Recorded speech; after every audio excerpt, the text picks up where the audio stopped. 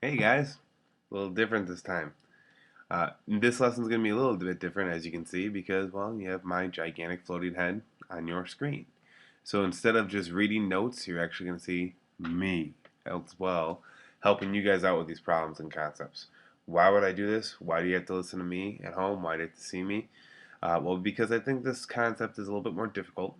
It involves math, and anytime we do math, it's important that we see and understand how to do the problems that we're doing. So I'm going to be working with you with this lesson. We'll be stopping and we'll be taking breaks. We'll be doing some problems during the lesson as well to see if we're really understanding it and check your understanding, and hopefully we'll be good.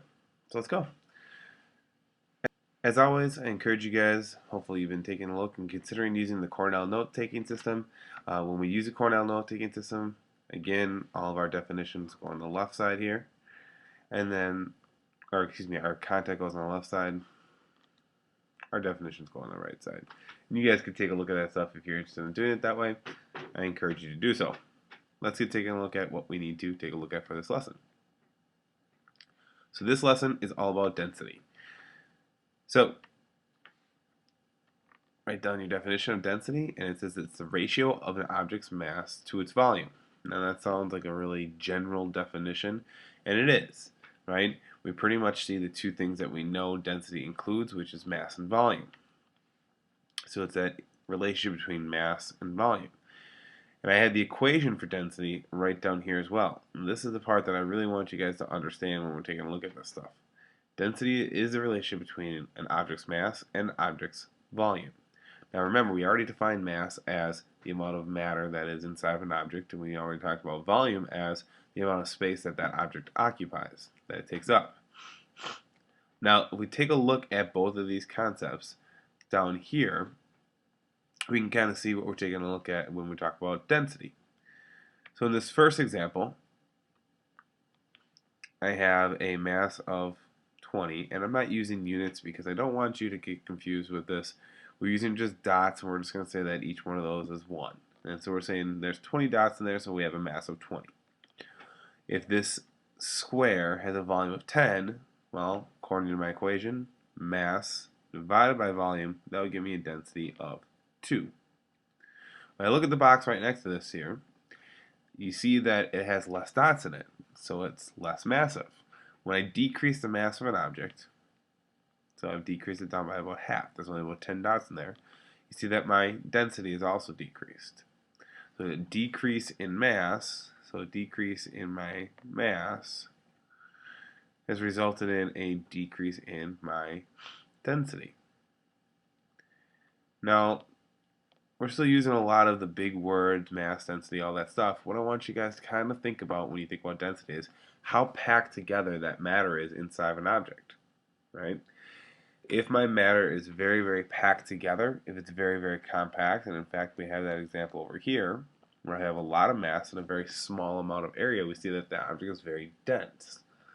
If my matter is less compact, so if I take a look at this example that we were just looking at right here, I have less matter in a larger area. It's less compact. There's not as much stuff we're trying to fit in there. We say that it's less dense.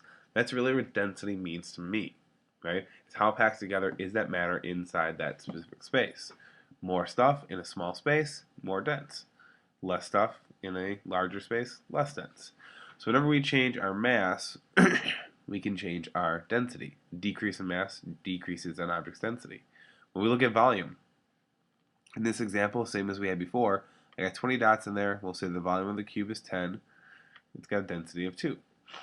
When I look at this one, when I reduce my volume by half, so I decrease my volume, well, we see that the square is smaller, but still the same number of dots. So there's same amount of dots in less space, meaning it's more packed together. We're saying that that's going to be more dense. And we see that 20 divided by 5 is 4. So this is actually an increase in object's density. So hopefully these two analogies here help explain this, because density is all about how packed together an object is. It's a relation between the amount of stuff and the amount of space that that stuff has room for. Now, you notice over here I also have this heart. So over here I have this heart. Density equals this heart. Well, the reason why I have this right here is because this can help you remember that equation for density, right? The equation will be given to you on your test, but I always think it's important to try to learn those analogies and actually use our equation to understand the concepts that we're looking at. So you see that I have the heart because density is mass over volume. Cough kind of threw out stuff there. So mass over volume, and that's what the heart looks like. So when you draw a heart, it looks like that.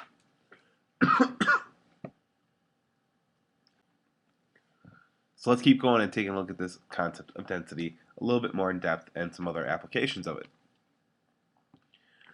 Now this slide here says that density can actually be used to identify a substance because it's a constant value.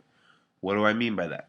Well, the density of an object never changes. So for instance, if I have a sample of gold, that density of gold will always be the same no matter how big or how small my piece of gold is. Whether it's the tiniest little fleck of gold or whether it's a larger gold ring, it's always going to be constant. Density was actually one of the things that led to Archimedes, which we'll talk about his discovery too with buoyancy later on. Right? It was used to determine the authenticity of the king's crown. We'll talk about that in a little lesson later on.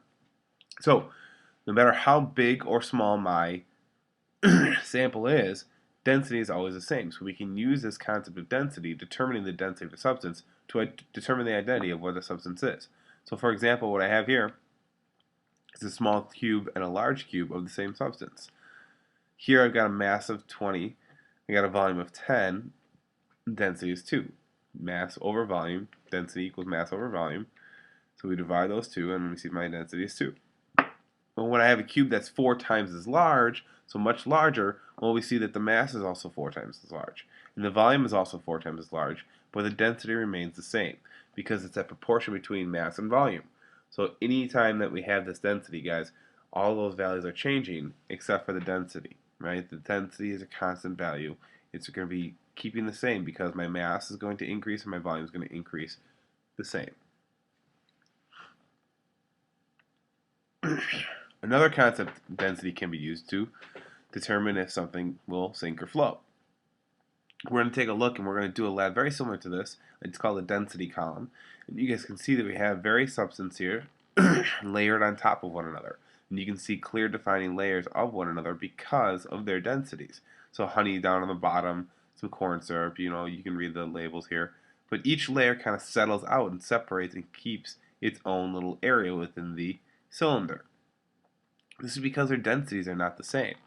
My more dense objects are going to be down on the bottom, right? And my less dense objects, they're going to stay up on the top. So this is my less dense side here.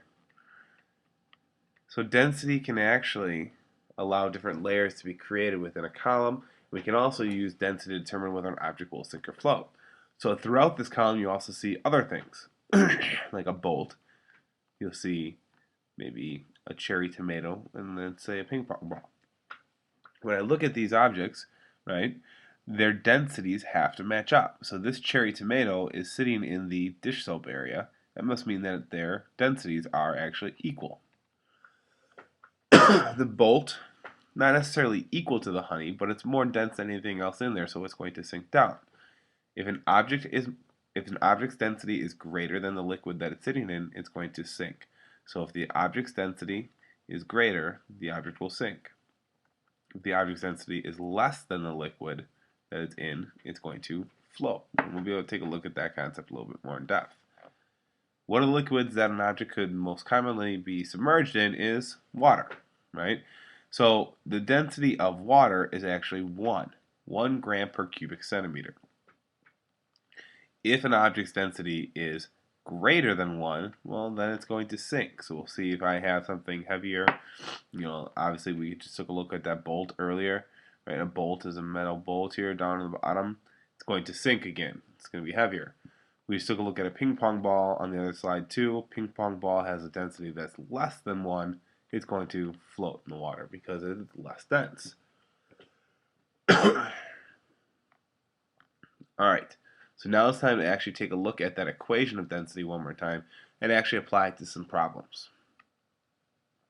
In my first example, it says, what is the density of a metal block that has a volume of 6 cubic centimeters and a mass of 63 grams. I like to write out my equations before I start into my problems and label all my variables so that I make sure that I can see the whole picture. So if you remember how to do these problems, I'd actually like you to try to go on and do this on your own. You can stop the video here. I'd like you to try to answer this by pressing the next follow-up question on the Moodle site and try to submit your answer. So use the numbers that we have here in the video right now. We have a mass of, and I'll even write this stuff down for you, a mass of 63 grams, and I have a volume of 6 cubic centimeters. I'm asking you to figure out the density. If you know how to do that already, go ahead and do it. You don't have to watch me. But if you're struggling, I'm going to see that and I'm going to actually show you guys how to solve this problem. So go ahead and try to take that next step. Press next. Try the follow-up questioning where you're going to enter your answer to this question right here. Good luck.